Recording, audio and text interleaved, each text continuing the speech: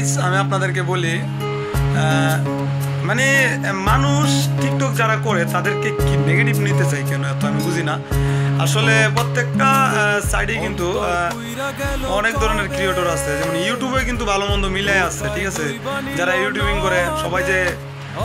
ভালো কন্টেন্ট দিতেছে বা ক্রিঞ্জ কন্টেন্ট দেয় না অনেকেই দিতেছে অনেক ধরনের কন্টেন্ট তো আমি আমার কন্টেন্টের মাঝে এরকম কোনো কিছু খুঁজে আমি পাই না আমি এত দূর আসছি মাছ ধরার কন্টেন্ট বা প্রাকৃতিক ভিডিও করিয়া হ্যাঁ যেটা করছে আপনারা দেখছেন তো এই লোকটা তার এলাকায় যখন বলে যে তুমি কার ফ্যান বা কারে ভালো লাগে তখন বলে যে অ্যালেক্স সবুজরে ভালো লাগে দেন গেঞ্জিতে আমার আইডি চাপাই নিয়ে আসছে তো অনেকে তারে বাজে কথা বলে যে কি অ্যালেক্স সবুজ মানে অনেক ধরনের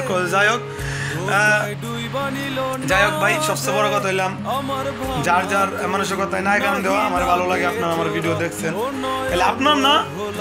9 মিলিয়ন মানুষের কাছে আমার ভিডিও ভালো লাগে যার জন্য আমারে ফলো করছে না হলে তো আমার ফলো করতো না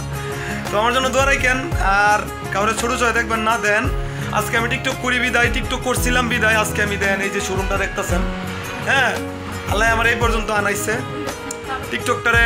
এত ইজিলি নেবেন না একটু বুঝেন আমার দিকে একটু বুঝেন